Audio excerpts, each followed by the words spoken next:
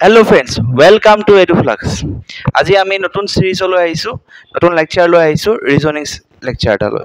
ঠিক আছে, তো দেৰি নকৰি লেকচাৰলৈ আৰম্ভ কৰোঁ। আচ্ছা, মোৰ লেকচাৰ যদি এটা চাইৰি মটিভেশ্যনেল চাইৰি নাথাকে তে কেনেকৈ হ'ব? কেইদিনমানৰ আগত মই শুনিছিলোঁ এটা চাইৰি এটা এনেকুৱা আছিল, जब आंखों में मान लिया मंजिल को, जब आंखों में ठान लिया मंजिल को मान लिया, मुश्किल कहाँ आसान कहाँ, बस ठान लिया तो ठान लिया। ঠিক আছে, তোমালোকে যেনেকৈ কষ্ট কৰি আছা সেনেকৈ কষ্ট কৰি থাকা, যি লাগে এডিআই লাগে মানে লাগে, বাছ ইয়াৰ বাহিৰে কোনো প্ৰশ্ন নহয়, কোনো কথা নহয়, এডিআই লাগে মানে লাগে। ঠিক আছে, তো আমি আজি ফাৰ্ষ্ট কুৱেশ্যনটো লৈ আহিছোঁ, which letter should replace star in BFEC? ঠিক আছে, KONL হল, P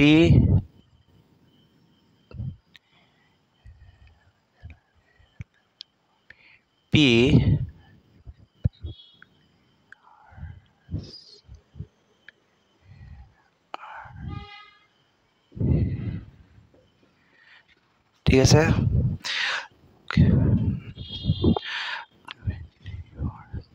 ঠিক আছে হৈছে যে ইয়াৰ ভিতৰত প্ৰশ্নটো হ'ল যে এই ষ্টাৰ এটা দেখা পাইছেনে? এই ষ্টাৰ এষ্টেৰিছ, এইটো ষ্টাৰ নকয়, কি বুলি কোৱা হয়? এষ্টেৰিছ বুলি কোৱা হয়। যে কোনটো লেটাৰে, ঠিক আছে, লেটাৰ মানে কি কৈছে ABCDখন, যে কোনটো লেটাৰে ইয়াক কি কৰিব পৰা? অঁতৰাব পৰা। ঠিক আছে, অপশ্যন দিয়া আছে, ধৰি লোৱা A, B, তাৰপিছত চৰি বি নহ'ব, R, তাৰপিছত S হৈ গ'ল, তাৰপিছত হৈ গ'ল ইউ। এনেকুৱা ধৰণৰ কিছুমান কি দিয়া আছে এনচাৰ দিয়া আছে। এতিয়া চোৱা, একে চিম্পল, বুজিছা, দেখা পালাই পেটাৰ্ণ। ছাৰ বি পিছত চি আহি আছে হয়নে? মই বোলো অঁ ছাৰ, চি পিছত আহিব লাগিছিল ডি, কিন্তু ডিটো নিলিখিলে, তাক হ'লে কি লিখিলে? EF, এনেকৈ কৈছে। আৰু চা KL আহিব লাগিছিল এমটো নাহিলে, যেনেকৈ ইয়াত ডিটো আহিব লাগিছিল, নাহিলে, আহিল EF। এনেকৈ KL M আহিব লাগিছিল, কিন্তু M নাহি কি আহিলে? NO। এনেকৈ P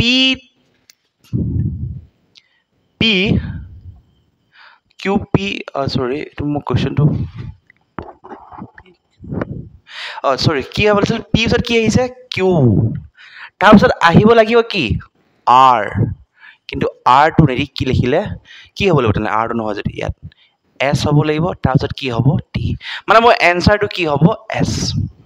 বুজি পালানে? বি পিছত চি, চি পিছত কি আহিব লাগিছিল?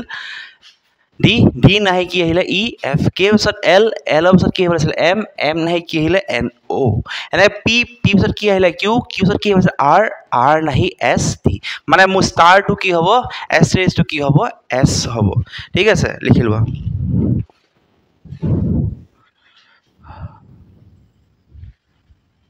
স্ক্ৰীনশ্বট মাৰি ল'বা।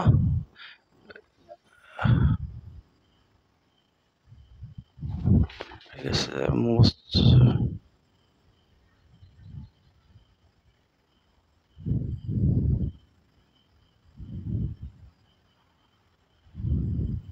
হৈছে কুৱেশ্যন বেছি ওপৰলৈ গৈছিল ন, মই মিলাই আছোঁ ৰ'বা।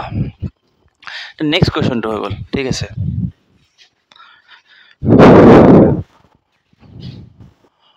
while writing even numbers from 1 to 100, how many times 2 will appear? যে 1 পৰা 100 লৈ তুমি যদি ইভেন নাম্বাৰবিলাক লিখি গৈ থাকা, যে 2 সংখ্যাটো, 2 ডিজিটটো কেইবাৰ আহিছে? ইভেন নাম্বাৰ লিখিছে ক'ৰ পৰা? 1 পৰা 100। ছাৰ 1 পৰা মই যদি কওঁ ইভেন নাম্বাৰ কি হ'ব? 2, তাৰপিছত কি আহে? 4, কিন্তু 4টোতো 2 নাই, তো বাদ দিয়া। এনেকৈ যদি মই চাওঁ 10 পৰা 20 কি নাম্বাৰ আছে? ইভেন নাম্বাৰ, আৰু য'ত কি আছে? 2 আছে। তুমি কোৱা চা 12, 20, তাৰপিছত 21 পৰা 30 কি নাম্বাৰ আছে? য'ত ইভেন নাম্বাৰ আছে তুমি ক'বা ছাৰ 22 আছে, 24 2 আছে, ছাৰ 26 2 আছে, ছাৰ 28 2 আছে। তাৰপিছত 29 30 নাই, মানে 31 পৰা আকৌ যদি মই কওঁ 40 কিবা এটা 32 এনেকৈ কি আহিব? 42 সেনেকৈ 52 সেনেকৈ 62 72 সেনেকৈ কি আহিব? 82 সেনেকৈ কি আহিব? 92 92 চত নাই 100 ক্ৰছ হৈ যাব, নাই। দুই কেইটা আছে? 1 2 3 4 5 6 7 8 9 10 11 12 13 14 15, মানে 1 পৰা 100 মাজত 2 নম্বৰ সংখ্যাটো কিমান বাৰ আহিছে? 15 বাৰ আহিছে। এইটো স্ক্ৰীনশ্বট মাৰি লওঁ।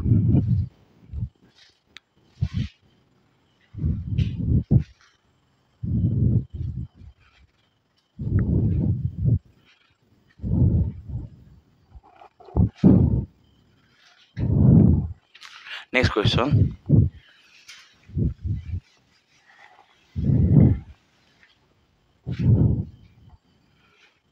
Next question to hold. Cut out of a decagon, throw one of the vertex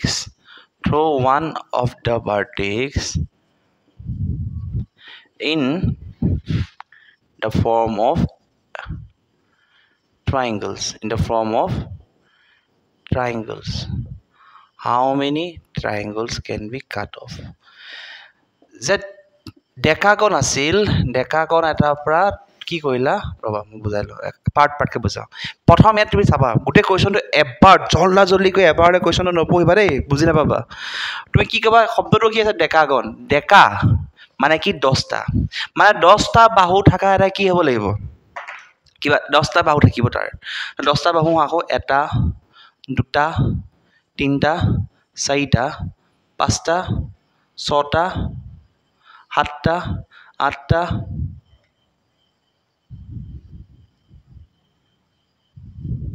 ঠিক আছে, 9 10 হৈছেনে? চাওঁ একবাৰ হৈছে। 1 2 3 4 5 হ'ল, 6 7 হ'ল, 8 9 10 নম্বৰটো মিল খোৱা নাই, 10 নম্বৰটো এনেকৈ মিলাই থৈ দিলে হৈ গ'ল। মানটা মিল নাখালে হ'ব। 10 এইখিনি পৰা এইখিনিলে 1, এইখিনি পৰা এইখিনিলে 2 3 4 5 6 7 8 9 10। অকণমান উঠি যোৱাতে মজা হ'লে হয়, এনেকৈ অকণমান বেকাটো দুইটা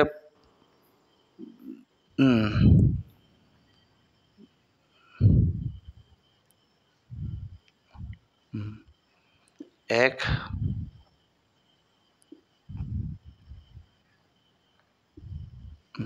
1 2 3 4 5 6 7 8 9, এইটো হৈ গ'ল 10।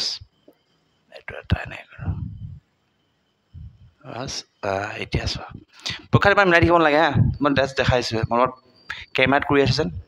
ইয়াত তুমি যিকোনো এটা বিন্দু, ভাৰ্টিক্স মানে কি চোৱা, ভাৰ্টিক্স মানে কিন্তু এটা বিন্দু, 1 2 3 4 এটা বিন্দুবিলাক কি হৈ গ'ল? ভাৰ্টিক্স। তো এটা বিন্দু লৈ পেলাই ইয়াৰ পৰা কিমানটা ত্ৰিভুজ কাটিব পাৰিবা? যদি এনেকৈ কাটি দিয়া কেইটা পালে? এটা ত্ৰিভুজ। এনেকৈ কাটিলে 2 নম্বৰ ত্ৰিভুজ, এনেকৈ 3 নম্বৰ ত্ৰিভুজ, এনেকৈ 4 নম্বৰ, এনেকৈ 5 নম্বৰ, এনেকৈ 6 নম্বৰ, এনেকৈ 7 নম্বৰ, এনেকৈ 8 নম্বৰ, আৰু ওপৰটো কিমান হৈ গ'ল? 9 নম্বৰ। চৰি, 1 2 3 4 5 6 7 8 তা তুমি কি ওলাব? ছাৰ 8টা ত্ৰিভুজ ওলাব। ছাৰ কেইটা ওলাব? এইডাল নহয় দেই, কেইটা ওলাব? ছাৰ 8টা ত্ৰিভুজ এই ডায়াগ্ৰামটোৰ পৰা ওলাই আছে। তো মোৰ এনচাৰ কিমান হ'ব? 8। স্ক্ৰীনশ্বট মাৰি লোৱা।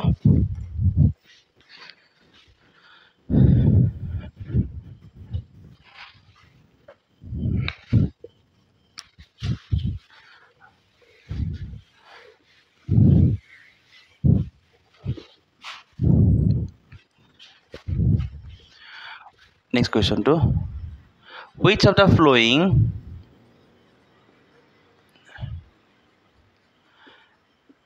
have same relationship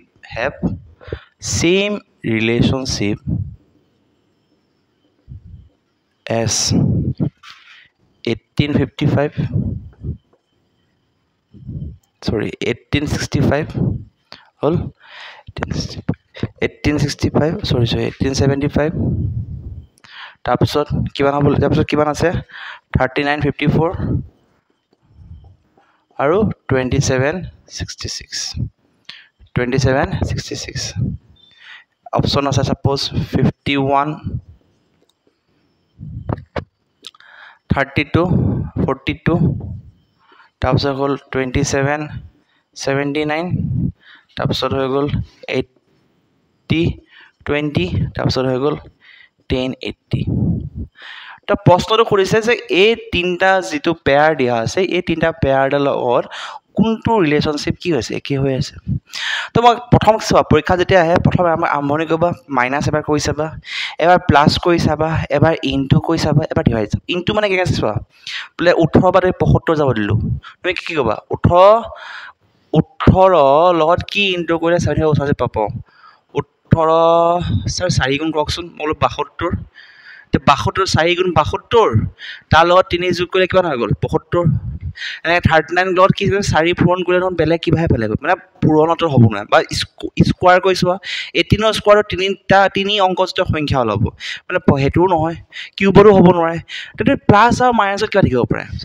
মই চালোঁ দে ছাৰ চাওকচোন 18 আৰু 75 মই চালোঁ প্লাছ কৰি চাওঁ এবাৰ 93 আহিলে সেইটোত চাওঁ 39 আৰু 54 প্লাছ কৰি চাওঁ ছাৰ 93 আহিলে এনেকৈ 27 66 প্লাছ কৰি চাওঁ ছাৰ 93 আহিলে তো ইয়াতে গোটেই এটা কোনটা প্লাছ কৰি 93 আহিব ছাৰ 80 আৰু 20 তো 100 আহিব 10 80 90 আহিব 27 আৰু 79 কিবা প্লাছ কৰিলে কিমান আহিব 96 আহিব কিন্তু এইকেইটা প্লাছ কৰিলে কিমান আহি আছে ছাৰ 93 আহি আছে তো এনসাৰ কিমান হ'ব 5142 লিখি লোৱা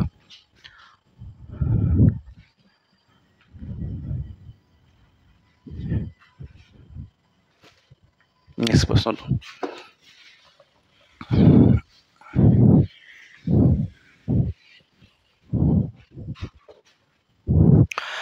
identify which is incorrectly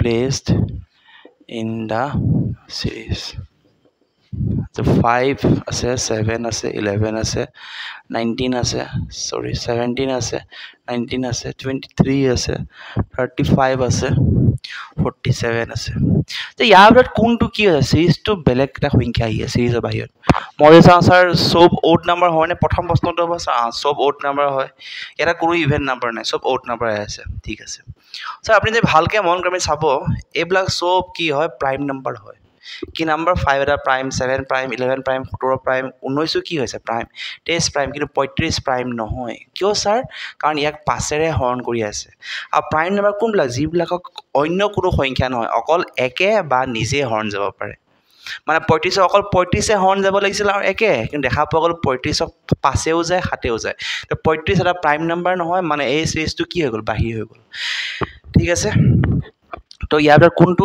ইনকাৰেক্টলি ৰাখা হৈছে 35 ৰাখা হৈছে লিখি লোৱা স্ক্ৰিনশ্বট মাৰি লোৱা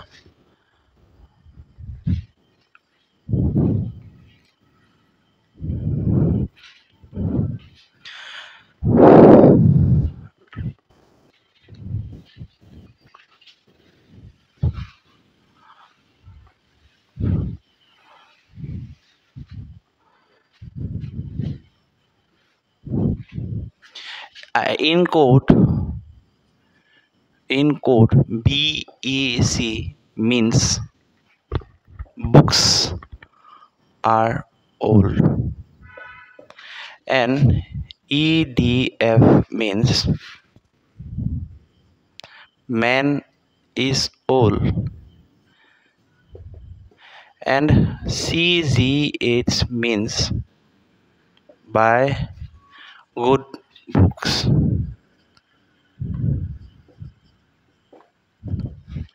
then the code denoting books. Option A B, option B C, option D E, option C E, option D F. যে স্যার BEC শব্দটোৰ অৰ্থ হ'ল বুকছ আৰ অল, EDF ৰ অৰ্থ হ'ল men is all, CGH by good books. ইয়াৰ কোনটো শব্দ কোনটো লেটাৰে কি বুজাই আছে? বুকছ বুজাই আছে। মই ক'লো চোৱা বুকছ শব্দটো ক'ত আছে? ছাৰ ইয়াত আছে আৰু ইয়াত আছে। বুকছ ইয়াত আছে। আচ্ছা ঠিক আছে, তেতিয়া কমন কি আছে? কি লেটাৰ কমন আছে? ছাৰ চি হে আছে, ইয়াত চি। তেতিয়া কমন আছে বুকছ আৰু তেতিয়া কি কমন আছে? চি। এনচাৰটো কি হৈ গ'ল? চি। কিমান সময় কি মজাকে ওলাই গ'ল হয় নহয়? তো আজি লেকচাৰ ইমানতে সমাপ্ত। আশা কৰোঁ ভিডিঅ'টো যদি চাই ভাল পোৱা, লাইক কৰিবা, কমেণ্ট কৰিবা, ছাবস্ক্ৰাইব কৰিবা আৰু শ্বেয়াৰ কৰিবা। তোমাৰ প্ৰিপেৰেশ্যন কেনেকুৱা চলি আছে কমেণ্ট ছেকশ্যনত জনাবা। আমাৰ পৰা কি হেল্প বিচাৰিছা আমাক জনাবা। Thank you for today. Have a nice day.